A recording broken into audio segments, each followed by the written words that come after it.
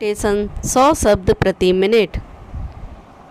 किसानों की आर्थिक दशा को सुधारने के लिए यह आवश्यक है कि कृषि उत्पादन बढ़ाया जाए।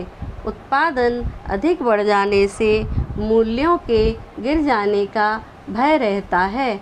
1919 की विश्व मंदी का प्रभाव भारतीय किसानों पर भी बहुत बुरा पड़ा था।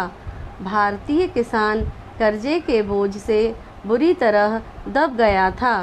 मूल्य स्तर का गिर जाना उत्पादक के लिए एक भारी अभिशाप है, क्योंकि इससे उत्पादन बढ़ाने की प्रेरणा ही नष्ट हो जाती है और समस्त अर्थव्यवस्था का संतुलन बिगड़ जाता है। इसके विपरीत यदि कृषि पदार्थों का मूल्य बहुत अधिक ऊंचे स्तर पर पहुंच जाते हैं तो उपभोक्ताओं को कठिनाई अनुभव होने लगती है और देश में वेतन वृद्धि की मांग होने लगती है। दूसरी ओर कृषि पदार्थों के मूल्यों का प्रभाव बड़े उद्योग धंधों पर भी पड़ता है। यदि कपास का भाव बढ़ जाए तो कपड़े के मूल्य पर भी इसका प्रभाव पड़ेगा। कहने का तात्पर्य यह है कि देश में सामान्य मूल्य स्तर पर कृषि के मूल्यों का गहरा प्रभाव होता है। समाज के विभिन्न वर्गों के हितों में सामंजस्य बनाए रखने के लिए यह आवश्यक है कि कृषि पदार्थों के मूल्यों में स्थिरता रहे। दूसरे शब्दों में कृषि पदार्थों के मूल्यों में कमी होना उत्पादकों के लिए तथा वृद्धि होना उपभोक्ताओं के हित के विरुद्ध है और सरकार को इस प्रकार की मूल्य नीति अपनाने की आवश्यकता पड़ती है जिससे प्रत्येक के हितों की रक्षा हो सके और देश का उत्पादन अधिकतम सीमा तक पहुंच सके। साथ ही साथ देश के प्रति व्यक्ति आय तक सामान्य रहन सहन का स्तर ऊंचा हो। इस उद्देश्य की पूर्ति के लिए कृषि पदार्थों के मूल्य में स्थिरता रखना परम आवश्यक है।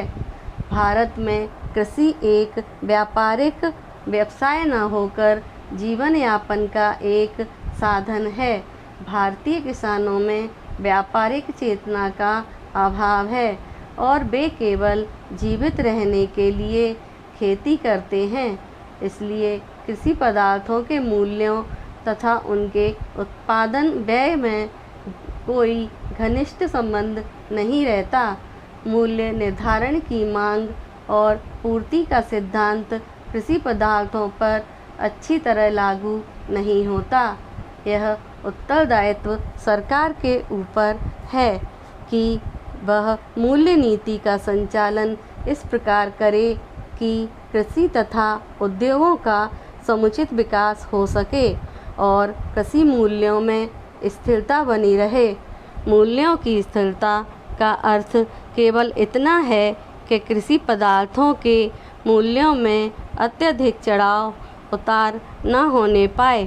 हमें ज्ञात है कि 1929 की विश्व मंदी के कारण भारतीय किसानों की कैसी दुर्दशा हो गई थी। दूसरी ओर दूसरे महायुद्ध के दिनों में और उसके बाद मूल्यों में जो वृद्धि हुई उसका देश की अर्थव्यवस्था पर कितना बुरा प्रभाव पड़ा। यद्यपि किसान को समुचित लाभ ही हुआ, किंतु देश के नियमित विकास के लिए ये दोनों दशाएं बाधा उत्पन्न करने वाली सिद्ध हुईं।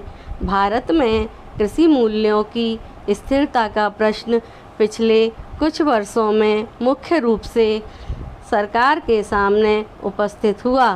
जून 1954 तथा उसके बाद के काल में कृषि मूल्यों में निरंतर कमी होती गई। अगर आपको डिक्टेशन पसंद आए तो वीडियो को लाइक करें, चैनल को सब्सक्राइब करें और डिक्टेशन को कम से कम 3 बार अवश्य लिखें।